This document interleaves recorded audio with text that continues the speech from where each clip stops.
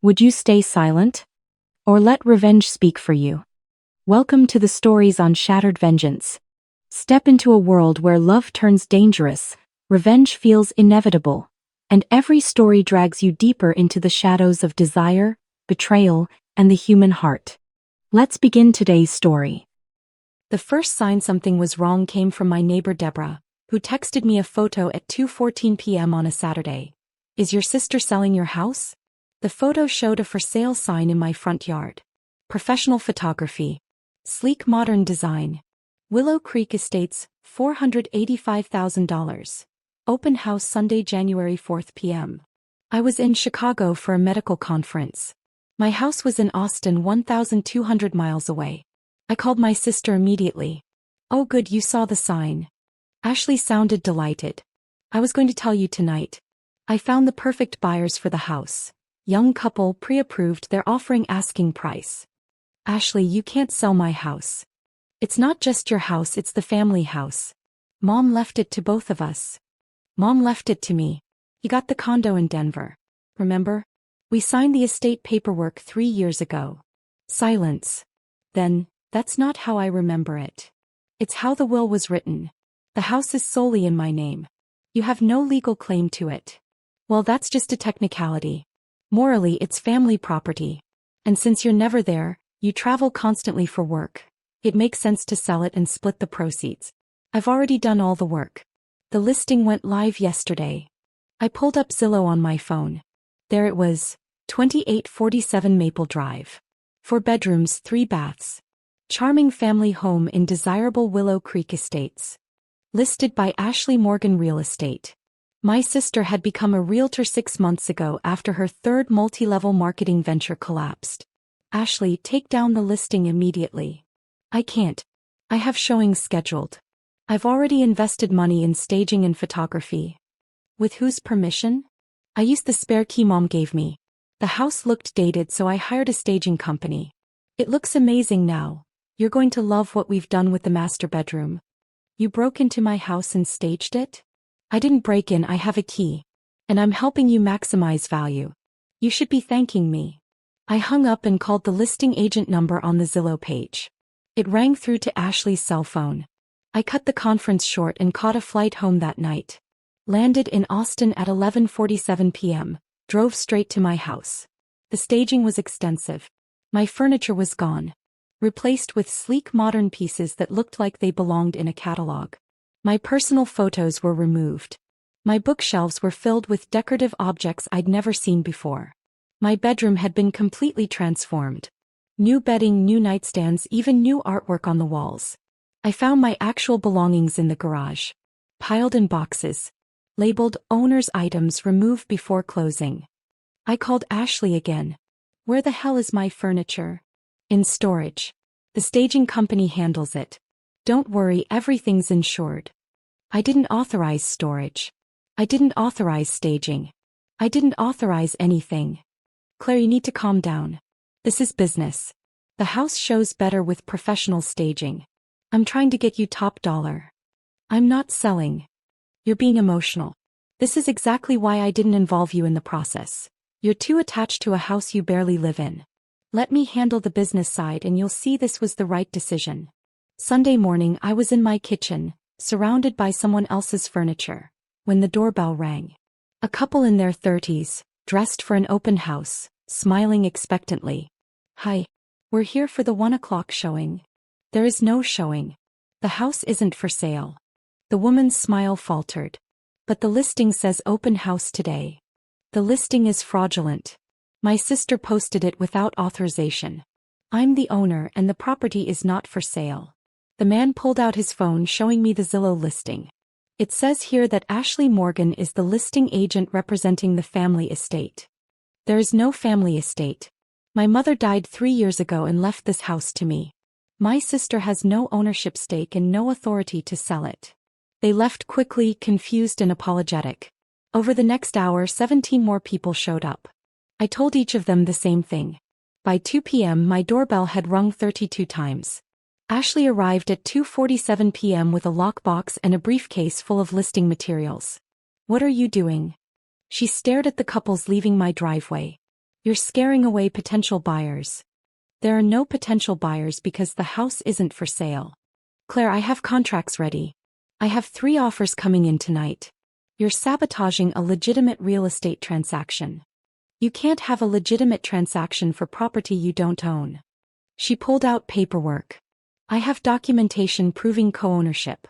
Mom's will was ambiguous. It said the house should stay in the family. I'm family. That gives me authority to make decisions about family property. I grabbed the papers. They were photocopies of our mother's will with certain sections highlighted. Out of context, Ashley's interpretation almost made sense. Except I had the original will. The one that explicitly stated, I leave my primary residence at 2847 Maple Drive to my daughter Claire Morgan, to be her sole and separate property.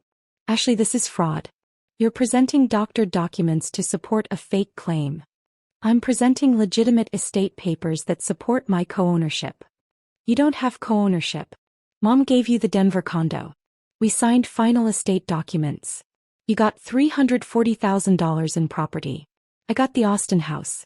We both signed acknowledgement that the distribution was complete and fair. Her face changed. The pleasant realtor mask cracked. That wasn't fair. You got the better property. The Austin house is worth more, it's in a better neighborhood, it has better appreciation potential. I got stuck with a condo in a declining market. So you decided to steal my house to even things out? I decided to correct an unfair distribution. Mom clearly wanted us to share the Austin property. She clearly wanted me to have it, which is why she put only my name on it. A car pulled up. A woman in her 60s got out, walking with the purposeful stride of someone on a mission. She was wearing a blazer with an HOA badge pinned to the lapel. Are you Claire Morgan? She asked. Yes. I'm Marjorie Patterson, president of the Willow Creek Estates HOA. I need to speak with you about your property. Ashley stepped forward. I'm handling all inquiries about the property. You're Ashley Morgan, the listing agent. Yes, I'm aware. Marjorie's expression was pure steel. Ms. Morgan, can you explain why you've been representing yourself as the property owner in communications with our office? I never said I was the owner. You submitted a change of address form last month requesting all HOA communications be sent to your office. You attended our board meeting in September claiming to be the new owner following your mother's death. You requested access to architectural review records claiming you needed them for renovation planning. I stared at Ashley. You impersonated me to the HOA? Marjorie pulled out a folder. We have emails, attendance records and signed documents. All claiming Ashley Morgan is the legal owner of 2847 Maple Drive. When I saw the for sale listing this morning, I checked our records. The actual deed shows Claire Morgan as sole owner. Has been since your mother's estate was settled in 2021. Ashley's face went red. I was just trying to handle administrative tasks so Claire wouldn't be bothered. You were committing HO fraud, Marjorie said flatly. You obtained confidential property records under false pretenses. You signed documents claiming ownership you don't have. And now you're attempting to sell property that isn't yours. He turned to me. Ms. Morgan, the HOA board would like to support you in any legal action you choose to take. We don't tolerate fraud in Willow Creek Estates. Ashley tried to leave. Marjorie blocked her path. Ms. Morgan, I need to inform you that the HOA is filing a formal complaint with the Texas Real Estate Commission. Misrepresenting property ownership is a violation of your license standards. This is a family matter. It stopped being a family matter when you filed fraudulent paperwork with a homeowners association and listed property you don't own on the MLS. That's professional misconduct. Ashley turned to me. Claire, please. Don't let them do this. I'm your sister. I was just trying to help. Help yourself. To my house. Using forged documents and HOA fraud. I didn't forge anything. I just emphasized different aspects of Mom's will. You lied about ownership. You impersonated me to the HOA. You staged my house without permission and scheduled showings without authorization. That's not emphasizing, that's fraud. Marjorie handed me a business card. Our HOA attorney specializes in property fraud cases. I've already spoken with him about your situation. He's willing to provide a consultation if you'd like to pursue legal action. Ashley's confident realtor persona completely collapsed. You're really going to destroy my career over this? I'm your sister. I was trying to split the proceeds fairly. You were trying to steal half the value of my house because you're bitter about the inheritance distribution. That's not family. That's crime. The Texas Real Estate Commission investigation took 6 weeks. What they found: Ashley had forged HOA documents for 3 other properties she'd listed in the past 4 months. She'd been representing herself as having ownership authority she didn't possess, collecting commissions on sales of properties where her legal standing was questionable at best. She'd used our mother's death and the estate settlement as cover, claiming family estate sales, while actually pressuring family members to sell properties they didn't want to part with. The commission revoked her real estate license permanently. The buyers who'd submitted offers threatened legal action. My attorney pointed out they'd been defrauded by Ashley, not me, and directed their complaints to her. The staging company demanded payment for their services. Ashley had apparently told them I'd pay upon closing. When the closing didn't happen, they sued her for breach of contract. 2 months later, Ashley showed up at my house on a Tuesday evening. She looked exhausted. "Claire, I need to talk to you." I didn't invite her in. "What do you want?" "I'm broke. The lawsuits, the lost commissions, the staging fees. I'm completely underwater. I'm going to lose the Denver condo." "That's unfortunate. I was wondering if you'd consider selling this house and splitting the proceeds. Not as co-owners but as family helping family. I made mistakes, but I'm still your sister." I looked at her. Really looked at her. Saw someone who'd spent her entire adult life chasing shortcuts, convinced she deserved more than she'd earned, willing to lie and cheat to get it. "Ashley, you didn't make mistakes. You committed fraud. You forged documents, impersonated me to the HOA, and tried to steal my house. Those aren't mistakes. Those are crimes." "I know, and I'm sorry." "You're sorry you got caught. You're sorry there were consequences. You're not sorry you tried to steal from me."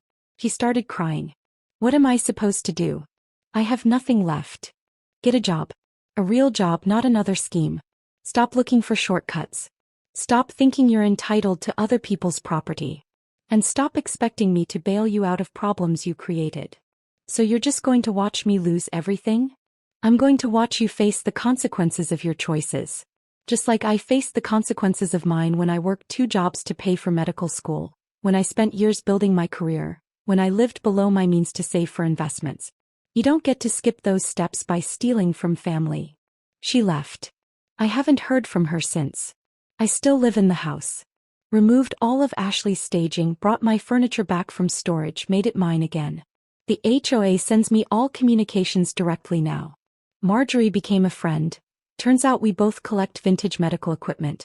My neighbor Deborah still texts me photos when anything suspicious happens. Last week she sent one of a lost dog. The week before, a car parked in my driveway while I was at work. Both false alarms, but I appreciate her vigilance. Some families share everything. Mine tried to take everything. I choose to keep what's mine and let the consequences fall where they belong.